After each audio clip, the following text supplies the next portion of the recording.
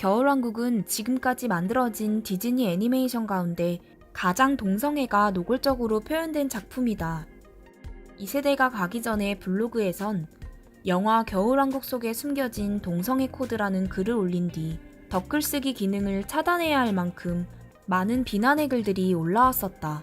그중 대부분은 근거 없는 자료들을 가지고 자매의 사랑을 주제로 한 순수한 가족 영화에 동성애라는 낙인을 찍어 놓았다는 비난들이었다.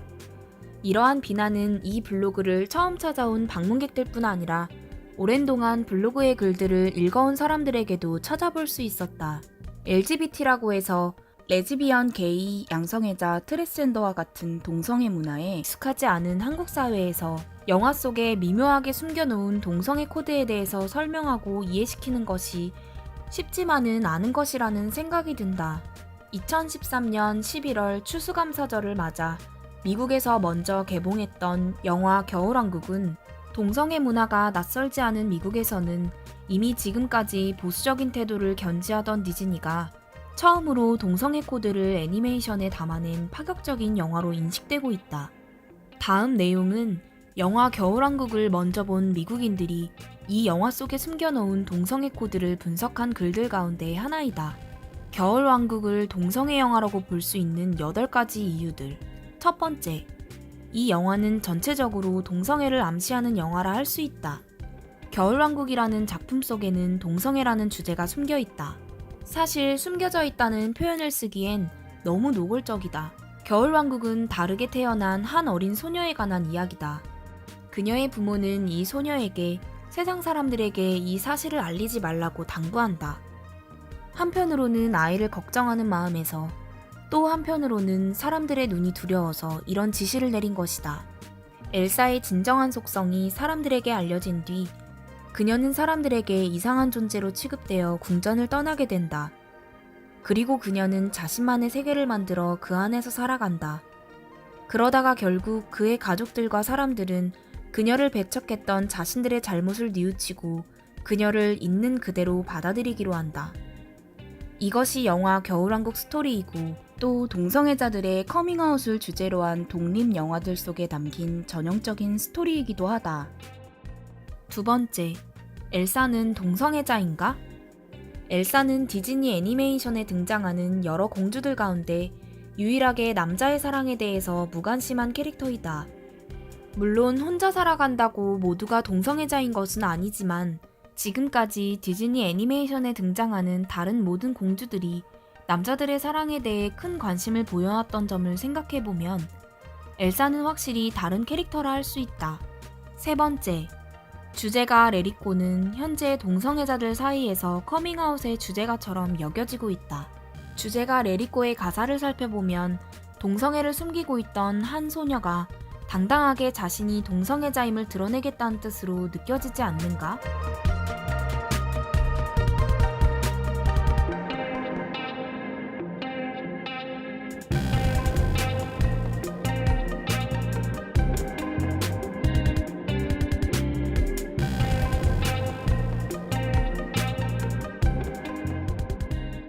네 번째, 영화 속 남자 주인공의 목소리를 연기했던 조나단 그로프는 공개된 동성애자이다. 크리스토퍼의 얼굴이 목소리 연기를 한 동성애자 조나단 그로프의 얼굴을 쏙 빼닮은 것을 알 수 있다. 공개적으로 동성애자임을 밝힌 영화배우가 공주와 사랑을 나누는 남자 주인공의 목소리를 연기했다는 것이 뭐 그리 큰일인가 하겠지만 이는 지금까지 디즈니 영화에서는 전례가 없는 일이다. 남자 주인공 크리스토퍼와 안나의 정상적 사랑은 결국 이루어지지 않는 것이라는 암시인가? 다섯 번째, 오큰이 남편을 가진 것으로 묘사되고 있다. 겉모습과는 달리 오큰의 말과 행동은 동성애자들을 연상시키고 있다. 그가 가족이 있다고 언급한 사우나 안에는 건장한 남자와 내 아이들이 사우나를 즐기고 있다. 동성애자를 연상시키는 상점 주인 오큰이 사우나 안에 있는 내 가족들과 근육질의 남자를 가족이라고 언급하는 장면이 등장한다. 물론 이 장면은 사우나 안에 있는 사람들이 가족들이라는 의미로 해석될 수도 있다. 하지만 겨울왕국의 원작자인 안데르센의 모국 덴마크는 이미 1989년에 동성결혼이 합법화된 것임을 기억할 필요가 있다. 그들을 동성애 가족이라고 해도 동화의 배경이 되고 있는 덴마크에선 하나도 이상할 것이 없다는 뜻이다. 6번째, 왕과 왕비는 전형적인 동성애 혐오자로 묘사되고 있다. 엘사와 안나의 부모인 왕과 왕비가 못된 부모라 말할 수는 없을 것이다.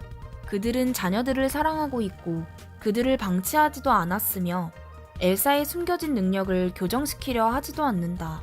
그들은 엘사가 다르게 태어났다는 사실을 거리낌 없이 말하고 있다. 하지만 엘사에 대한 그들의 행동은 동성애를 혐오하는 부모들의 전형적인 모습을 보여주고 있다. 그들은 세상을 얼게 만드는 능력을 가진 엘사에게 항상 숨겨라, 느끼려 하지 말아라 라는 말을 반복하고 있다. 이는 동성애 성향을 가진 아이를 염려하는 부모가 자녀들에게 하는 전형적인 충고인 것이다. 7번째, 영화의 원작자인 안데르센은 양성애자였다. 그리고 변태적 성향을 가진 것으로도 알려져 있다. 안데르센은 양성애자였을 뿐 아니라 변태적 성향을 가진 사람이기도 했다. 그는 자주 자위행위를 했는데 그럴 때마다 느낌을 기록한 일지를 남겼다. 안데르센은 여자를 사랑했음에도 남자와의 관계, 특히 소년들과의 관계를 즐긴 것으로 알려져 있다. 8번째, 엘사가 자신의 정체를 드러낸 뒤 그녀의 옷이 동성애자들처럼 화려해지고 있다. 자신을 드러내기 전에 엘사의 모습과 자신의 정체를 숨기지 않고 드러낸 뒤에 엘사의 모습. 엘사가 성장하여 공개적인 석상에 등장했을 때 그녀는 머리부터 발끝까지 감싼 자주색 드레스를 입은 보수적인 모습을 하고 있었다. 하지만 자신의 정체를 드러내고 받아들인 후 그녀는 머리를 풀어헤치고 빛나는 화려한 옷을 입고 자신의 존재를 드러내고 있다. 또 그녀가 지은 궁전은 80년대에 인기 있던 만화 영화 샤크라의 크리스털 궁전에 등장하는 궁전의 모습을 닮아 있는데 이 영화에서는 동성애자에 관한 내용들이 많이 등장하고 있다. 이 땅에 루시퍼가 통치하는 세상을 만들어가려는 일루미나티들이 백지 상태에서 모든 것들을 무비판적으로 받아들이는 어린 아이들에게 디즈니의 영화 겨울왕국을 통해 성별과 관습과 제도를 뛰어넘는 동성애가 곧 진실한 사랑이라고 가르치고 있는 것이다.